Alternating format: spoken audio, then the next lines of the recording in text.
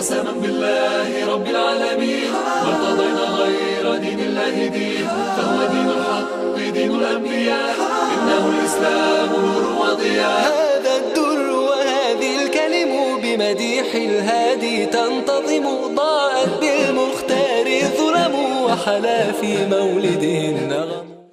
Assalamu alaikum wa rahmatullah and welcome to Finding Me in the ITV networks. Again, a beautiful day today in a lovely area. We're here at the Magnolia Dell Park and I have with me an amazing guest. I've been wanting to interview Christi van der Westhuizen for a very, very long time, and I think I'm blessed that we've got her now towards the end of the year to raise some very important discussions about the role and responsibility of white people in South Africa as part of the decolonization theme that we have been following for a while. Christi is the incoming Associate Professor at Nelson Mandela Bay University at the Center for the Advancement of Non-Racialism and Democracy, and has written some fascinating ideas and discussions around decolonization, but also about the responsibility specifically about white Africana people. So with that, I'd like to say thank you very much, Christi, for being here, for making this time again right at the end of the year. Very good to be with you, Quraysha, and also with your viewers. Thanks. So now, Christi, as I introduced you, you've done some tremendous work. And I think in a way perhaps enviable, but also maybe very challenging, because when you write from within your own community, about your own community, there are always repercussions and there are challenges. So from within the academia, the academic space, where you've had to challenge a very conservative mindset, and then again, coming out of the academic space and you're writing about white Afrikaans people and the responsibility, I'm sure you must have faced some kind of challenge and difficulty there too. Has it been difficult?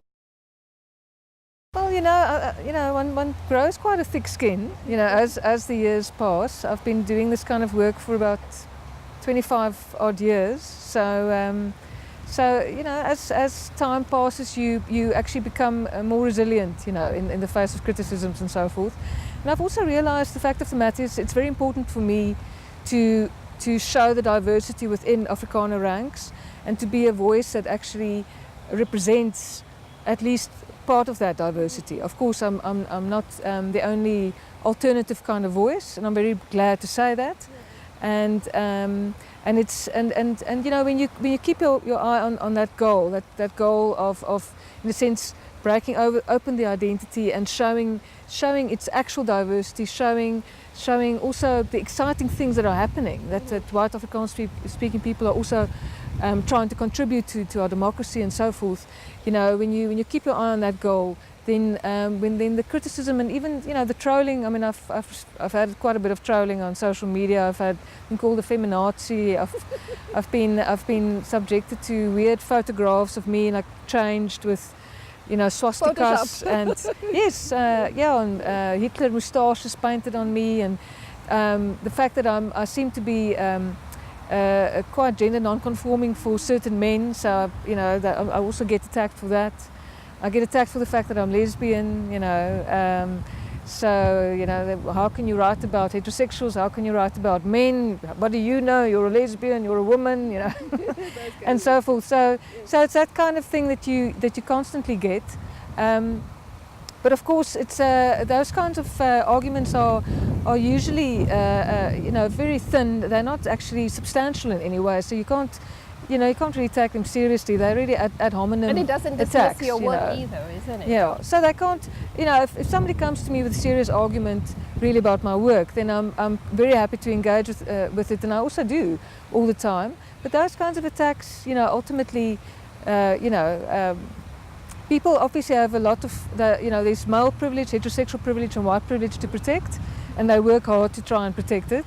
And I quite frankly won't stand for it. It's what I call shoot the messenger because you don't like the message. Exactly. So that's what happens very often when they don't know how to engage with you on an intellectual or in a very factual manner. Now let's come to what you've been doing, the work you've been doing, and that is focusing on anti-racism and also advancing democracy. But what I found interesting was that you said that you focus on showing that the Afrikaner community in South Africa is not monolithic, so do not homogenize us into one kind of a picture. And it's important to advance these narratives and to break the idea of this, of many people who wish to paint a particular group as one type, because I find the same kind of structures are used in dehumanizing others as well. It's the same, like for example, if you look at Islamophobia, it's all Muslims or it's all black, so it's automatically lumping everybody together rather than dealing with the, you know, the differentials within each society. So in doing your work, in advancing anti-racism and in advancing democracy, what do you find are key aspects that need to evolve from the discussions that we're having in South Africa? Well, maybe I should firstly say that I wouldn't want to make an equivalence, between, as you say, the way that Islamophobia works and the way that racism works and so forth, in terms of that it declares black people or Muslim people, as monolithic groups without any differentiation, internal differentiation. Of course, Afrikaners are a different kind of group because they were ultimately the people who instituted apartheid and who therefore brought the whole system of institutionalized racism, sexism, homophobia, into the South African state, at the time when the rest of the Western world was actually turning away from direct colonialism. So in the mid-20th century, you've got this group who, in a sense, are apartheid is a form of colonialism, but one could say it's an intensified, more bureaucratized form of colonialism, basically, that this group of people then brought in. And then why it's important, it's a different kind of issue, I think, than when you're looking at oppressed groups or stigmatized groups or marginalized groups where they are basically all cast as though they are the same. In this case, why it's important to differentiate and to show that there is diversity within this group that was formerly the oppressor class in South Africa is because, in a sense, that system, apartheid, also depended on the marginalization of Afrikaners. So therefore, to get Afrikaners to conform also to a dominant idea of being an Afrikaner, that was one of the essential planks of keeping apartheid in place. So there was incredible internal regulation. So there's the external regulation, the system of racism and sexism and so forth that's being, extrapolated and enforced through the state. Right. But there's also, and the state's also used in also before this internal enforcement of conformism and a uniformity of, what does it mean to be white? What does it mean to be ethnic white? A white Afrikaner. What does it mean to be a white woman? What does it mean to be a heterosexual white Afrikaner, and so forth and so on. So it's a form of indoctrination as well. Yeah, so that's why it's been important for me and for other people also who do this kind of work to actually show that no, there's actually an existing diversity there that's being suppressed.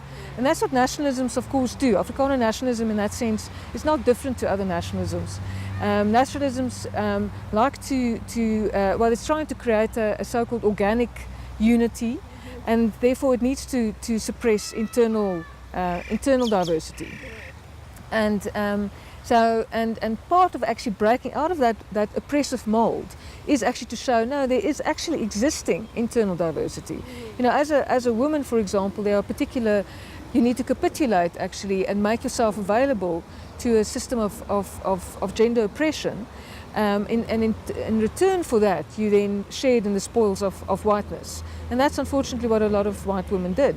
And you speak about that in your book, Sitting Pretty, as well, right? Yeah, so Sitting Pretty, my latest book, is really drilling into that and trying to make sense of how did it actually work for Afrikaner women who occupied this weird kind of dual position, on the one hand as part of the oppressor class, but actually oppressed within that class, So and one should hope then in our democratic dispensation that this group would be able to reflect more, because they've actually shared to some extent in the experience of oppression, that they would be able to reflect more on their privilege in order to also work harder at dismantling that very privilege.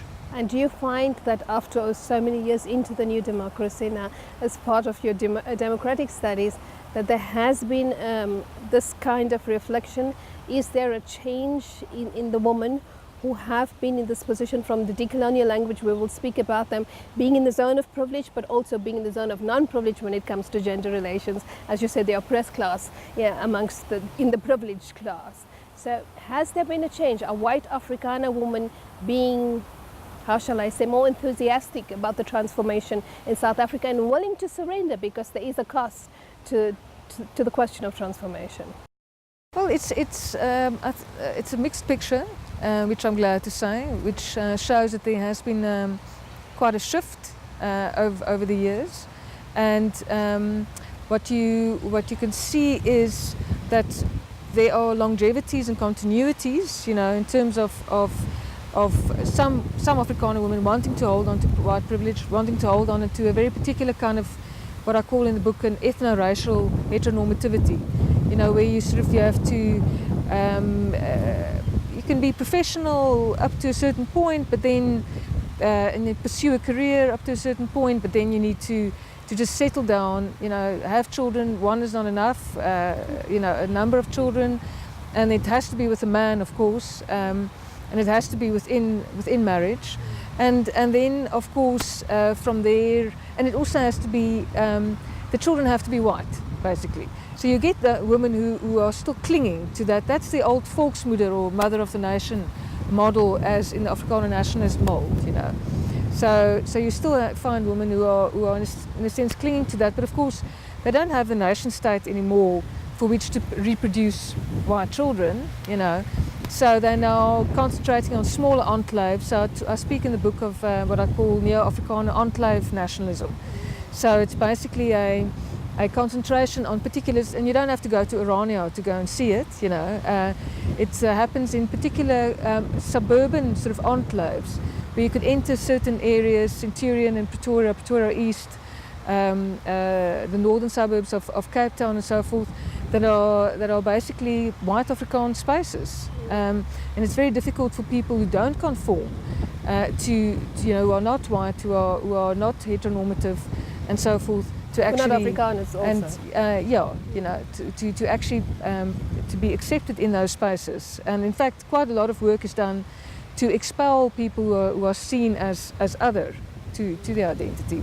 But then you also get women who are actually working very hard to you know, who've got quite a I would even say even a revulsion, you know, in the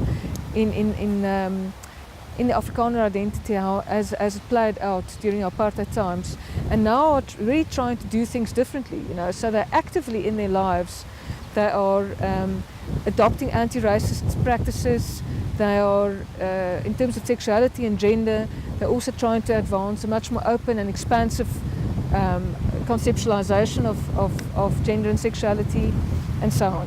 So, and where to the extent where you know, decisions are made, for example, to adopt a black child, it's anathema to the family, and where you actually see women breaking with their families and saying, well, you know, I'm actually not going to capitulate before your racism, just, you know, and I'm pursuing this. So we have to go to a break, but I'd like to put the question to you then. Is this adoption of a black child an act of rebellion? But you'll answer that when we come back. We'll see you when we come back from the break. بمديح الهادي تنتظم ضاءت بالمختار الظلم وحلا في مولده النغم بمديح الهادي تنتظم ضاءت بالمختار الظلم وحلا في مولده النغم. Assalamu alaikum rahmatullah, and welcome to the second segment of Finding Me today in the ITV Networks with incoming Associate Professor Christi van der Westhuizen. We're speaking about the responsibility, the role and the change that can be evaluated today in terms of white Afrikaner people in a changing South Africa. So Christi, how would you answer my question? Adopting a black child by a white Afrikaner woman, is that rebellion? Well, you know, if you read the work of Professor Kupano Ratele, you know, on sexuality and whiteness, and you know, you actually realize that is one of the spaces, or one of the human expressions where one can actually actively be anti-racist, you know. So through your in terms of your sexual choices, you know, you can actually resist and defy racist prescriptions. So as we know, I mean, reproduction only happens, well, mostly happens through sexual intercourse, and if you make you can make certain decisions around that. And what I found in my work is that some women are doing exactly that, or through adoption. You know, so and this is now we're talking reproduction here yet again. So if you think that for Afrikaner women within Afrikaner nationalism, within apartheid, the main task, you know, when we look at Afrikaner nationalism and apartheid, it has a man's face. It has an Afrikaner man's face. All the public figures were Afrikaner men. If you think of all those prime ministers, if you think of those army generals, of the police generals and so forth and so on, they're all Afrikaner men. So when you think of the atrocities of apartheid also, you think of Afrikaner men. Yes. You know, if you think of Vlakplaas, you think of the Civil Cooperation Bureau, you think of the massacres that were enacted, you know, during the course of apartheid.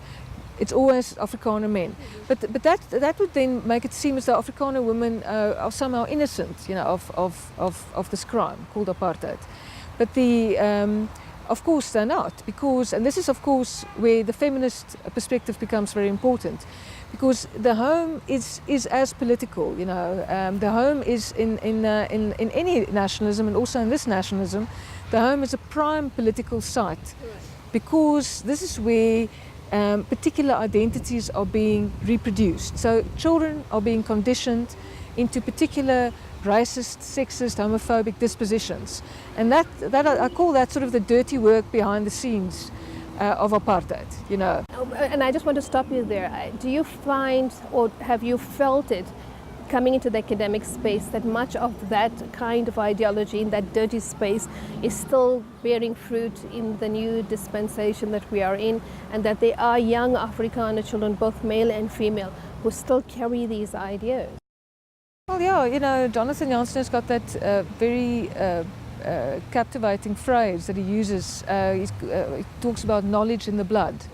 And that, in a sense, captures what happens in the socialization process. As with all human beings, you know, human beings across the world, we all become socialized into systems, and it can either be one that is open to diversity, that's open to difference, that is embracing and that promotes social justice, or it could be a disposition that is very closed off, that expels any kind of person just because they're different in some kind of way, you know. So Afrikaner nationalism in that sense is a very, very narrow, inward-looking form of, it was an inward-looking type of identity that it was advancing. And unfortunately we are still seeing that continuing into the democratic era for some Afrikaners. You know, yet again, definitely not all Afrikaners, but for some Afrikaners you still see that playing itself out. And with young people arriving at university, we've had a number of incidents at various universities, you know, blackface. We saw it most during Afrikaans Must Fall, don't you think so? Excuse me? We saw it a lot during Afrikaans Must Fall. Well, Afrikaans Must Fall, that yet again was one needs to identify the role of AfriForum, you know, in the Afrikaans Must Fall protests at the University of Pretoria, and you know, they were advancing their particular political project. So I think one should read it within that particular context. But the to the extent also that students were bussed in from other universities because they couldn't actually find enough students on the campus itself to actually participate in that kind of rabble-rousing and so forth. So, but what I'm interested in that, you know, on the one hand, of course, that kind of explicit politics is very important. One should analyze it critically. But I'm also interested in what people don't necessarily regard as political, but which is deeply political, which is, you know, the adoption of racist or sexist or homophobic positions. You know, see, so as part of your identity, you know, you internalize this part of your identity and you live that life. And the and it becomes then, of course, it feeds then into your more formal political decisions as well. So when you go voting or you don't vote, you know, and so forth, whether you support an organisation like AfriForum or not, or whether you are a supporter of lawyers for human rights, you know, Right, or you exactly, know, so it feeds into those kinds of political decisions, of course. So all of this work that you have been doing, this phenomenal work, has now taken you've taken it a step further, shall I say, and you've started to contribute to the whole decolonization discussion. How does this work feed into the decolonization discussion? And are you specifically focusing on decolonizing of the curriculum or a general contribution to decolonization in South Africa? Well, at this point in time, I mean, in terms of the work that I've been doing at the University of Pretoria, the work was very much focused on the curriculum, you know. So it was on the curriculum, and then also policy work around racism, sexism, homophobia and so forth, you know, on the campus, and making sure that you've got, you know, the necessary policy frameworks in place. So ultimately this kind of work happens at many different levels, you know, and I think that your frameworks are very, very important, you know, but of course then practice must follow, and I think that has been our great difficulty in South Africa, has been that we have not been able to actualize, you know, the vision that we had for a decolonized, egalitarian, liberated South Africa, you know, and that's something that so now, in a sense, so we probably need to here and there relook, probably also at, mostly at institutional level. I would think universities and so on really need to look at their frameworks, their policy frameworks and so forth, and to make sure that all enabling mechanisms are there to actually support the change also in institutional culture. But by and large, actually the focus must be in South Africa now on practice. You know, what we are actually doing in terms of implementation. You know, this has become a kind of a truism. It's said so often, but we are really struggling to actualize the values in our constitution. And some people, for that reason, then have become opposed to the constitution. They're anti-constitutional, and they want to track the constitution. But for me, that's why for me I don't agree with that position. For me, it's very important that you have to have your framework of the kind of society that you envisage. Yes. You have to have that in place, and then from there you have to work hard to actualize it. Just because one hasn't actualized what you've envisaged doesn't mean that you now have to discard yes. what you've the work envisaged. that You know, done, yes. yeah. No, I agree with that. But do you find that there is then a big challenge in terms of the contributions that you make? So, for example, a policy framework which you contribute to the university on racism, and you say, but you're a white woman, what do you know about it? Because you haven't lived racism the way black people have. And so, is that kind of a challenge that has come forth and maybe put a spoke in the wheel? Or do you find that the work is accepted but the implementation is slow, and like you said, the actualization, maybe in terms of management, etc., is what puts the spoke? Although, I mean, look, I'm only one among many, many people who are trying to do this kind of work, and I have been confronted about the fact that I'm white and that I dare to speak out about these issues. For me, that is a form of racial essentialism, which I reject. So I believe that, in fact, white people have got a specific duty to work towards the dismantlement of racism and to fight actively against racism. And that work starts with other white people. So, and I would never purport to say that I fully understand or I know in any way what it must feel like to be at the receiving end of racism in all of its, because racism is not only, of course, in big official systems, you know, it's not only in the grand laws of apartheid, you know. In fact, I think it's most insidious and most vicious frequently in those interpersonal interactions and so forth. And that's also what we've picked up in the work at the university. You know, it's the institutional culture, which is really that everyday interactions among people.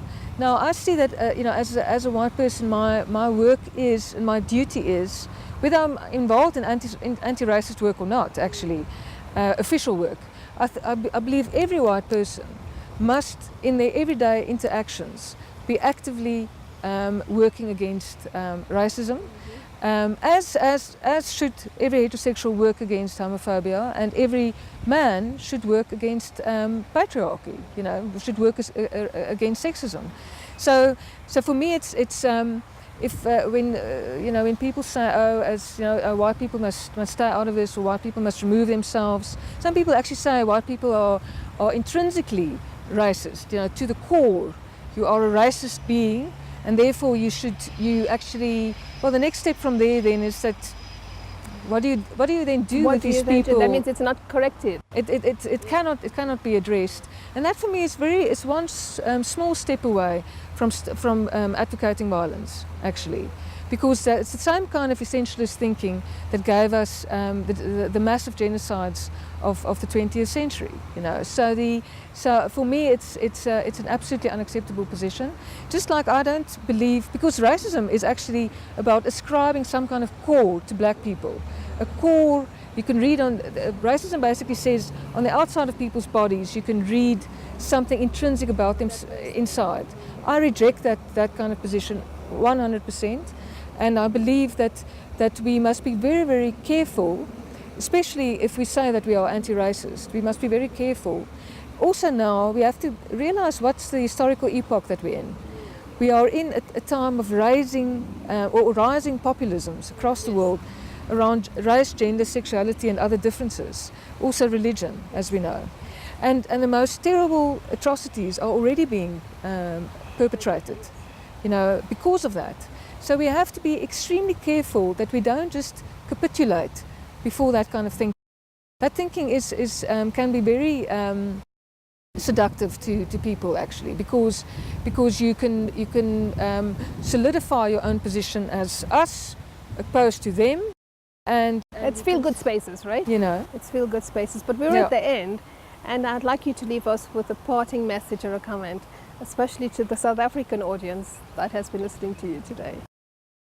Well, it's I've been very privileged, I must say, over the years to have been able to work with people and to engage also in research with, you know, the on the one hand the difficulties, but also the incredible potentials and possibilities that we have as people who are living here, at the southernmost point of Africa. I do think that we're living in a very in a difficult political moment, and also from an economic point of view.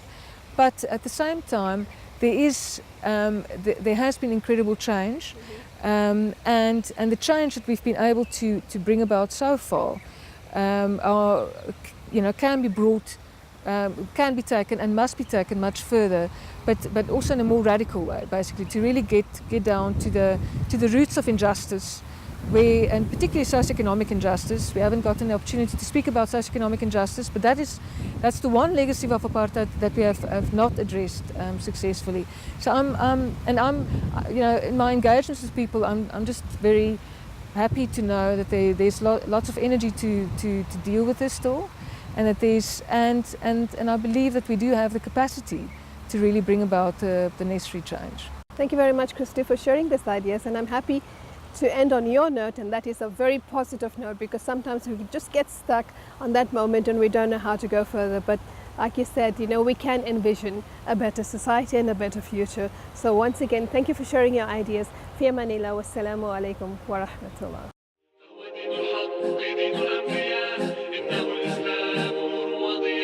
قسما بالله رب العالمين ما ارتضينا غير دين الله دين فهو دين الحق دين الأنبياء إنه الإسلام نور وضياء. هذا الدر وهذه الكلم بمديح الهادي تنطلق